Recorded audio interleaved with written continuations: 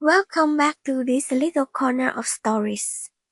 Tonight, I want to share a story about loneliness, complicated emotions, and a difficult choice that required more courage than anyone could imagine.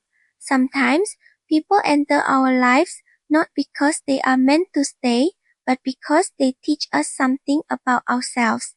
And sometimes, the hardest boundaries to keep are the ones that matter the most. My story began in a small house in the countryside. I was a newly married woman. My husband had been working far away since shortly after our wedding. Because of his job, he could only return home for a few days each month before leaving again. At first, I was very lonely, but eventually, people learned to live with things they once thought they could never endure. I became used to eating alone. I became used to closing the doors at night by myself. I became used to short phone calls with my husband. The only other person living in the house was my father-in-law. He was over 60 years old. After a lifetime of hard work, he had become a quiet and responsible man.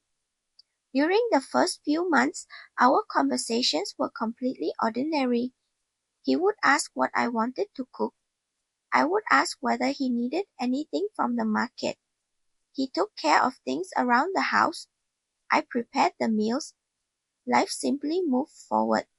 But as time passed, I began to realize how empty I felt inside. I missed my husband. I missed having someone sitting across from me at dinner. I missed hearing someone ask whether I had been tired that day. One rainy evening, the electricity suddenly went out. I was looking for a flashlight when my father-in-law came inside. He placed an old lamp on the table and said, "Go get some rest. I'll take care of this." It was such a simple sentence. Yet for some reason, my eyes suddenly filled with tears. Perhaps it was because I had not felt cared for in such a simple way for a very long time. I turned away and pretended to look for something in the kitchen. He said nothing more. That night, the rain continued until morning. I lay awake thinking about my life. Was I becoming too lonely? Or had I simply become too sensitive to ordinary kindness? Because my husband was always far away from that day on, I tried to be more careful with my thoughts. I reminded myself that my father-in-law was someone I had to respect. I was his daughter-in-law. There needed to be a clear boundary between us, but emotions are not always as easy to control as reason. One afternoon, I was cleaning the yard when he returned from the garden. He put down his tools and sat quietly under the porch. I looked at him and suddenly felt sorry for him. "Are you tired, Dad?" He smiled. "Getting old. Even a little work makes me tired now." I brought him a glass of water. He accepted it and said, "Thank you." I smiled.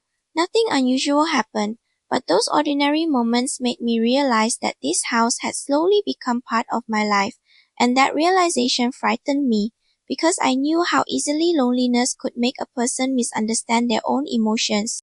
One evening my husband called. "Are you lonely at home?" I was silent for a few seconds. "No, I'm used to it." He laughed and told me stories about his work. I laughed with him, but after the call ended, the room became silent again. I stared at my phone for a long time. I knew my husband loved me. I knew he was working hard because he wanted to build a better future for us. But love could not completely replace someone's physical presence. And that was where my weakness began. I finally realized that the problem was not my father-in-law. The problem was the loneliness inside me. If I did not face it, one day I might hurt the people I loved most. So I began calling my husband more often. I told him about the little things that happened during the day. I asked about his work. I shared stories about my family. I tried to rebuild the closeness between us, even though hundreds of miles still separated us. My father-in-law seemed to notice the change. He became quieter. Whenever we were alone in the house, he often found something to do outside. Sometimes he worked in the garden. Sometimes he visited a neighbor. One day, I finally asked him, "Are you avoiding me?" He was silent for a long moment. Then he said,